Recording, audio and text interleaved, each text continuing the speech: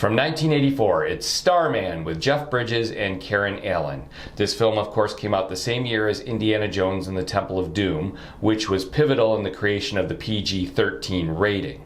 Had Starman come out in 1985, I think it would have been rated PG-13. It's actually rated PG. I saw it when I was a few years older than you, but as a parent, watching it before you did, I decided that there were a few things you really didn't need to see, and it really wouldn't hurt the story or the plot. So we skipped over those. And I think that you could figure out what was going on. Yeah, I don't think I needed those pieces because I understood the whole movie. Even though I understood the whole movie, it's not one of my favorite movies. I think the characters are okay. It's just not my type of movie. I'd rather watch E.T. or something like that. And you bring that up, and it's interesting because E.T. and Starman were both being developed at the same time at Columbia.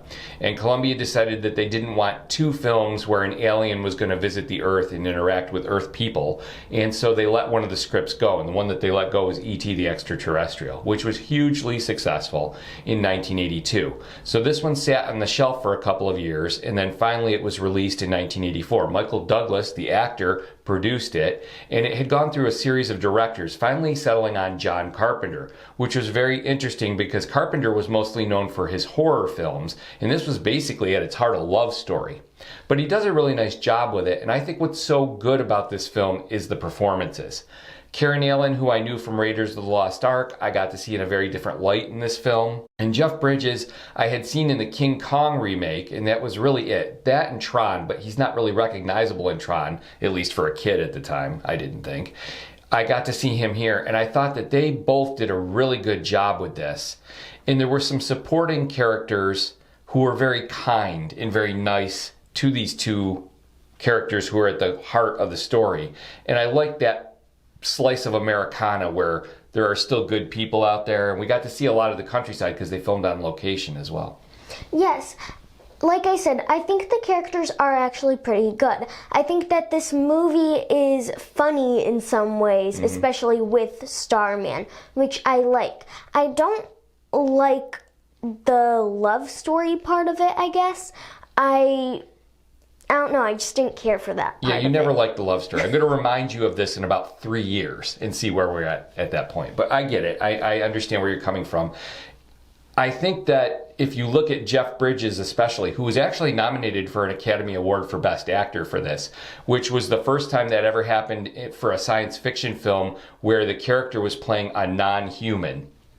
So that was very interesting. He does a really good job here. I guess he studied the movements of birds to pattern his movements as the alien after, because he thought that since the alien would be new to human form, he'd be very primitive in his approach to movement. And I thought he did a really good job with that. It creates humor at times. I think Karen Allen's character is very interesting because she's so different than she is in Raiders of the Lost Ark. But also, she's on this journey with him. She's sort of carried along by emotion because he takes the form of her dead husband. And I think she's still dealing with that. She's still traumatized by his loss. And when she sees this guy, at times she's asking for help, but other times she allows him to carry her along. And I think it's because she has a need, because she's still missing her husband. Right. And I actually don't really mind that part of it. I think that it's interesting to see the characters here because in my opinion, the characters are okay because at least Jenny, I feel like she wasn't playing the part completely. I just didn't feel like she wanted to play the part. I don't know why. I thought they were both kind of immersed in it. And again, it was this on-location sort of road journey where they kind of come together. And I thought that worked really well. Now, I think that people your age are going to appreciate E.T. more because you're going to identify and enjoy the little alien and find the humor and the cuteness there.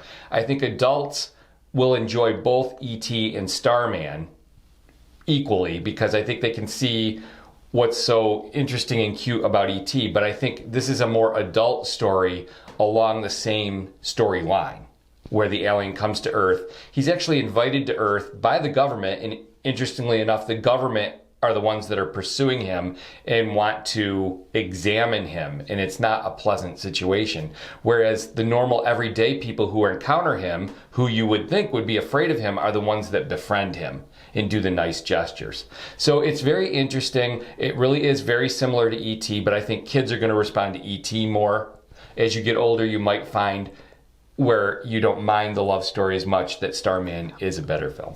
Or not a better film than E.T., but a better film than you're seeing it as right now. I get it. At your age, anyway. Okay, well, for me, this is one to see. I remember watching it, like I said, when I was about 15 years old, and it was the only science fiction movie that my parents ever sort of enjoyed as well. And I think it's because of that love story. I think it's more approachable for people who aren't into science fiction. For me, this is a 1 for free. I think the characters are pretty good. I don't necessarily like the story so much that it's one of my favorite movies or a really good movie. I think I like E.T. more. So for me, it's 1 for free. Fair enough. I guess you have to phone home. See what I did there? Oh, Daddy.